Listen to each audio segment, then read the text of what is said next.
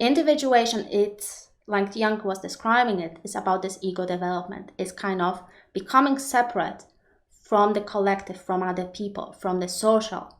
So while we're becoming more and more autonomous, right? So in that process, it's not about completely isolating ourselves from the world, obviously, but in fact, it's more freeing, so that we don't operate through certain schemas, certain patterns when interacting with the world, with other people, with life in general. But we develop this choice. We develop this ability to choose. We develop this ability to be independent, to have free thought, regardless of what other people are thinking. But if we kind of focus on this internal process, ego development is kind of, again, about autonomy and flexibility. But on the internal level, from that Jungian perspective, it's kind of, emerging from the unconscious world. Now, we can get very complex with this. We can get into archetypes, we can get into the shadow, we can get into, all these dynamics, all these processes that Jung was describing. But if we focus on very practical level, what do you think, or how do you think that ego emerges from this unconscious? How do you think that the ego can become more autonomous? Or if you don't like the word ego, you could use just the word I. So it's a highly subjective process.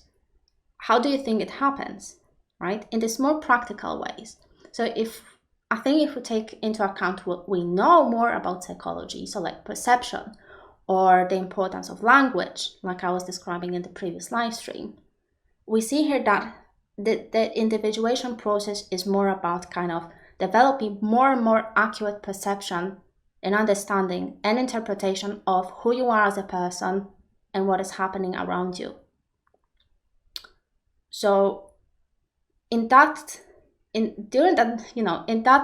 journey, you could use various symbols for what you encounter. But at the same time, I don't think you have to. I don't think it's necessary to use all this symbolism.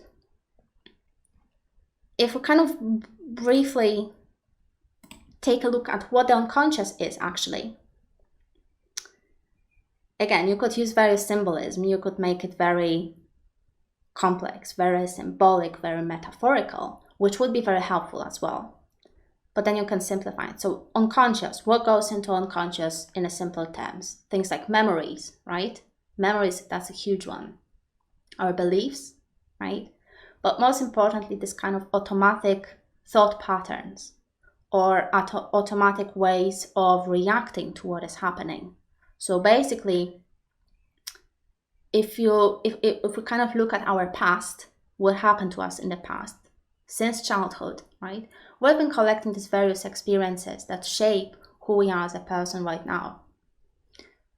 So all these experiences, all these memories, all these conclusions that we drew from our experiences since childhood, they started formulating different templates for acting in the world. So for example, in childhood, if you haven't been seen, for example, by parents, or if you felt that way, if your parents, for example, didn't give you that much attention, you're going to start believing that maybe self-expression is not right. Maybe it's not good for you, or maybe you cannot do it.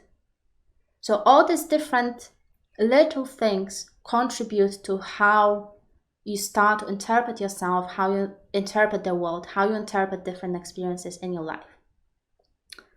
Now, if you think about it, just think about it for a second, because this is, in my opinion, this is very, very important. Because if you think about all these schemas, all these patterns that shape your reactions, shape your relationships with other people, which, and all these patterns are usually unconscious. That's why they're pushed in the background, because they're automatic. We're not doing things consciously anymore. They're automatic.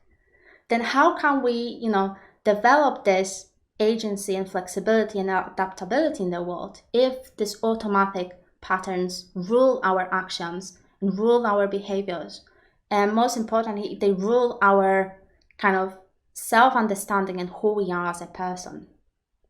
So to kind of give this little conclusion, then individuation is about simply freeing ourselves from these patterns, from these automatic ways of thinking, from these automatic ways of interpreting the world, so that we develop more and more accurate perception and understanding what is happening. So that when we are in relationships, for example, where we interact with people, when we make choices in life, we base these choices on what we really see and what is really happening, not what our unconscious mind is telling us that is happening.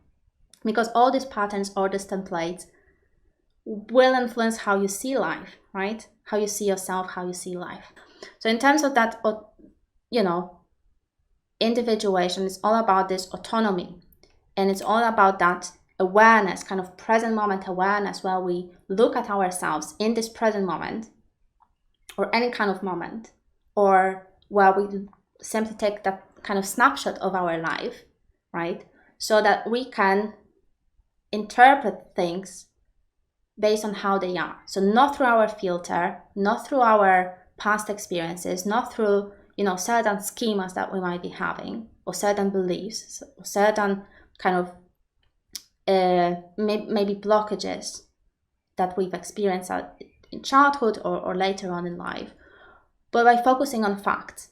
And in my opinion, that is the core of this individuation process, where we develop more and more accurate perception, more and more accurate interpretation. So in that process, we focus on facts and what is really happening.